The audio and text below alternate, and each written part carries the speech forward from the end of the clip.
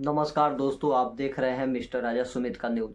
दोस्तों, आज की सबसे बड़ी खबर मैं आप सभी को बताने जा रहा हूं। जिस प्रकार से आज की आंदोलन को लेकर के सभी आशा कार्यकर्ता पटना गर्दनी बाग में अपने मांग को लेकर के चल रही है, उसी दौरान सभी आशा कार्यकर्ता 22 दिसंबर से फिर नया आंदोलन का शुरुआत करने जा रही है। बहुत सारे जिले हैं जहां पर इसकी जानकारी अभी तक नहीं दी गई है। बहुत सारे जिले में हैं जो इसका पत्र जारी कर दिया गया है, लेकिन कौशलेंद्र कुमार वर्मा जो हैं जिस प्रकार से मांग को लेकर के लड़ाई लड़ रहे हैं और सभी आशा कार्यकर्ता अपने मांग को लेकर के लड़ाई लड़ रही है, इस दौरान आशा कार्यकर्ताओं का आंदोलन का ये आखिरी आंदोलन होगा, क्योंकि आचार्य संहिता जब लागू हो जाएगा तो कोई भी मांग को कार्रवाई और सुनवाई नहीं की जाएगी। तो आप सभी से हाथ जोड़ कर अपील है, आप सब अपने मांग को लेकर के उत्साहित हों और सरकार से अपने मांग को लेकर के लड़ाई लड़े, ताकि बिहार की तमाम आशा कार्यकर्ता और आशा फैसिलिटेटर की मांग को सुनवाई की जाए। जैसे कि बताया जा रहा है कि बहुत सारे जिले ऐसे हैं जहां पर आशा कार्यकर्ता और आशा फैसिलिटेटर हैं जो अपने मांग और आंदोलन की आर पार की लड़ाई को लेकर के शामिल नहीं हो रही है, और उन सभी को एकजुट करने के लिए जिस तरह से जोड़ तोड़ से प्रयास किया जा रहा है उसमें वो लोग शामिल नहीं हो रही हैं। तो आप सभी से आदेश और अपील है, आप सब एकजुट हों और एकजुट होकर के अपने मांग को लेकर के उत्साहित हो, ताकि बिहार की तमाम आशा कार्यकर्ता अपने मांग को लेकर के शामिल हो सके।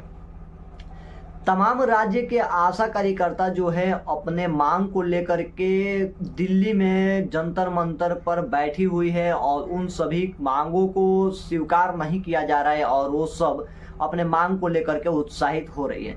तो दोस्तों, अगर आप लोग वीडियो को लाइक नहीं किए तो वीडियो को लाइक करके चैनल को सब्सक्राइब कर लीजिएगा, क्योंकि आपका एक लाइक और सब्सक्राइब ही हम सभी का मेहनत का फल होगा और हमारा भी उसमें योगदान होगा। तो आप सभी वीडियो को लाइक करके चैनल को सब्सक्राइब जरूर कर लीजिएगा, क्योंकि आप लोग नहीं करते हैं और बहुत ज़्यादा रैंक गिर जाता है।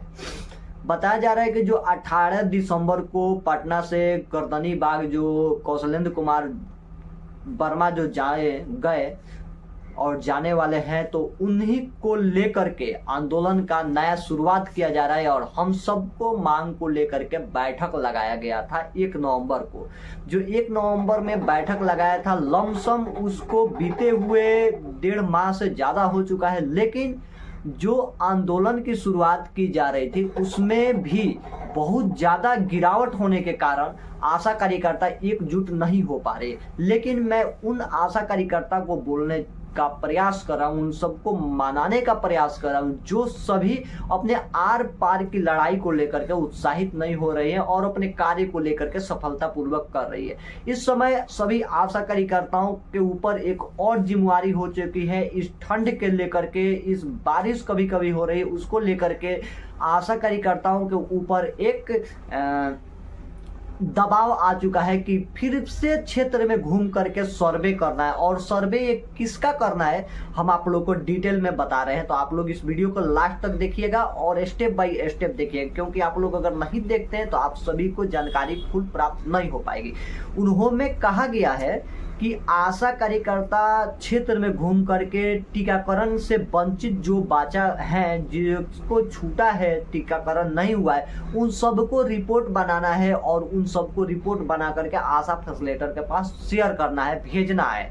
तो आप सबको इससे इसलिए कराया जा रहा है ताकि आप सब उसमें बिजी रहें और अपने हड़ताल को लेकर के उत्साहित ना हो। तो आप सभी से आदेश है, आप सभी से हाथ जोड़ कर अपील है, आप सब एकजुट होए और एकजुट होकर के अपने मांग को स्वीकार करें।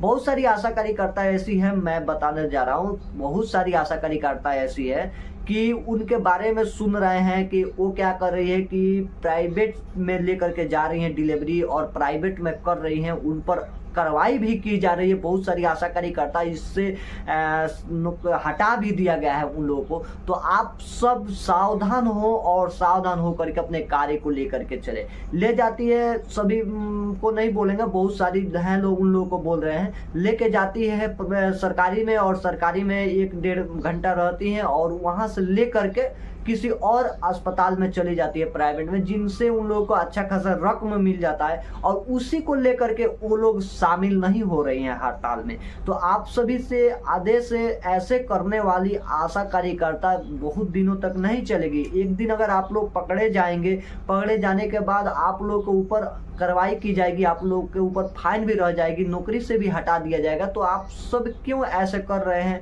आप सब क्यों ऐसे मांग को लेकर के उत्साहित नहीं हो रहे हैं? आप सभी ये नहीं जानते हैं कि बिहार जो है एक पिछड़ी जाति है, और इसी पिछड़ी जाति में आशा कार्यकर्ताओं को मांग को देने के लिए, स्वीकार करने के लिए सरकार जिस तरह से झोल मटोल कर रही है और हम सबको मांग को लेकर के पूरा नहीं कर रही है। लेकिन जो हड़ताल में शामिल हो रही हैं आशा कार्यकर्ता, उनका पैर भी खींचा जा रहा है। बहुत सारी आशा फैसिलिटेटर भी है, आशा कार्यकर्ता भी हैं जो कि अपने मांग को लेकर के उत्साहित नहीं हो रही हैं। जैसे कि मैं बता दूं, आशा फैसिलिटेटर के 6,000-7,000 रुपया मंथली मिल जाता है, तो आशा फैसिलिटेटर इसमें शामिल नहीं हो रही हैं, और बहुत सारे लोग हो रहे हैं।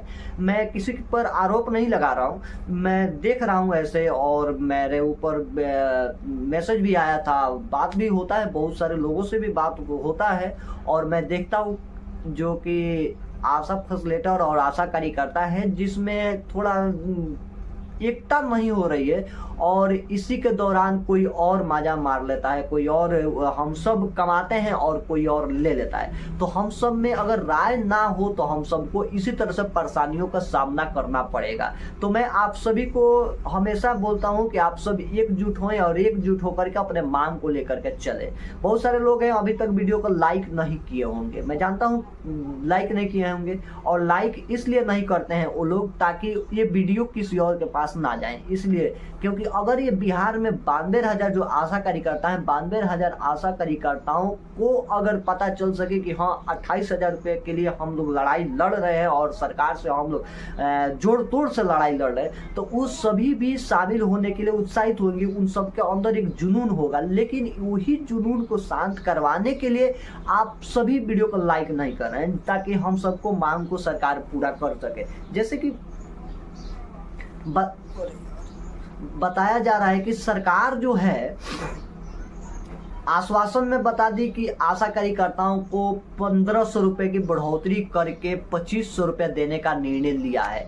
तो आखिरकार 2,500 रुपये जो सरकार देने के लिए राजी हुई, तो वो 2,500 रुपये लेने के लिए वो आशा कार्यकर्ता 5 से 6 माह, और ये दिसंबर भी खत्म होने वाला है, फिलहाल मान लीजिए कि खत्म ही हो चुका है, और जनवरी 2024 हो जाएगा, फरवरी या मार्च से जो कि इलेक्शन का आदेश निकल जाएगा, तो उसमें आप सभी को एक कार्य सौंप दिया जाएगा जिसमें आप लोग फंस जाएंगे उस कार्य को लेकर के।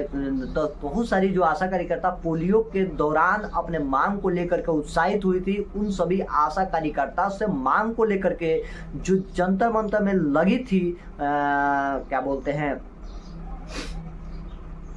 महाजुटान और आर पार की लड़ाई, उनका एक वीडियो जो है मैं आप लोगों को दिखाने वाला हूं। बहुत सारे वीडियो में मैंने डाला हूं, आप लोग नहीं देखे तो आप सब वो वीडियो को देख लीजिए और अपने अंदर एक 28,000 रुपये पाने के लिए जज्बा रखे। तो चलिए आप लोग ये वीडियो देख लीजिए, उसके बाद हम आप लोगों से फिर से बात करते हैं। जारी रहेगी, सरकार समझती है कि महिलाएं, हम रायपुर छत्तीसगढ़ से हैं, और आगे सरकार से हमारी लड़ाई चलेगी जब तक हमारी मांगे पूरी नहीं करेगी सरकार। हमारी ये मांगे है कि हमारे सरकारी कर्मचारी घोषित किया जाए, 35,000 रुपए हमें वेतन दिया जाए, और नौकरी, शासकीय नौकरी जैसे कि अनुकंपा नियुक्ति दिया जाए, और जैसे दुर्घटना होता है तो उसमें 10 लाख रुपए दिया जाए, और 65 वर्षीय आयु पर क्या बोलते हैं सेवानिवृत्ति जो होता है उसके लिए पैसा दिया जाए। ये हम लोग स्कीम वर्कर फेडरेशन की तरफ से आए हैं, ये पूरे देश भर से आशाएं और आंगनबाड़ी मिड डे मील की वर्कर्स आए हैं। आप जिस तरीके से इनसे काम करवाया जाता है, आप देख रहे हैं कि इनका मानदेय बहुत कम है, मतलब 1,000 रुपए, 1,500 रुपए ये मानदेय मिड डे मील का है, 3,000 रुपए आशा वर्कर्स का है, आंगनबाड़ी का 12,000 रुपए है, जबकि इन सबको स्कीम वर्कर को इतना ज्यादा काम करना पड़ता है। अभी तक भी सरकार ने इनको कोई भी सरकारी कर्मचारी दर्जा नहीं दिया है, कोई फैसिलिटी नहीं दी है। तो इसके खिलाफ पूरे भारतवर्ष में हमारा स्कीम वर्कर्स फेडरेशन आंदोलन कर रहा है, और आज हमने यहाँ पर जंतर मंतर पे केंद्र सरकार से मांग की है कि कम से कम न्यूनतम वेतन 35,000 रुपए इन स्किल वर्कर्स को दिया जाए और सरकारी कर्मचारी का दर्जा दिया दिया जाए, वो जो छुट्टी ग्रेजुएटी फंड ये सब होता है वो दिया जाए। रिटायरमेंट पर अभी तक केवल 20,000 रुपए मिलते हैं। हमने मांग की कि 5 लाख रुपए रिटायरमेंट पर दिया जाए, पेंशन दी जाए। मैं दिल्ली से हूँ, दिल्ली करोल बाग से हूँ, आशा वर्कर्स में करती हूँ मैं। हमने अभी दिल्ली में 73 दिन का प्रोटेस्ट किया था। दिल्ली में आशा वर्कर्स ने बाबा जी ने 73 दिन का प्रोटेस्ट किया था, जिसमें हमारी सेम मांगे थी। और 72 दिन के बाद दिल्ली के स्वास्थ्य मंत्री सौरभ भारद्वाज धरने पे आए, उन्होंने घोषणा की और ये आश्वासन दिया कि हम जनवरी से आपका बढ़ा हुआ जो मानदेय है वो लागू करेंगे। जबकि हमने कहा था कि हमें कम से कम 15,000 रुपए दिया जाए, कम से कम।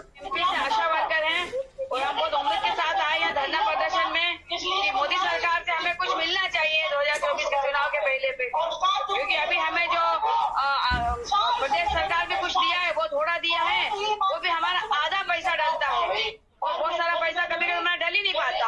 हम आशा वर्कर है, हम इंसेंटिव बेस पर है, हमको किसी भी काम का मानदेय दिया जाता है, वो भी बहुत कम पैसे में दिया जाता है और वो भी समय पे नहीं डाला जाता है। कभी कभी 2-2, 4-4 महीने भी हमारा पैसा नहीं डल पाता। इससे हम बहनें बहुत परेशान हैं, क्योंकि हमारे कुछ बहनों के घर वही इंसेंटिव बेस पर उनका परिवार चलता है। छोटे बच्चे पढ़ाई करते हैं, उनके सारे घर के पूरे खर्चे उन्हीं पे चलते हैं।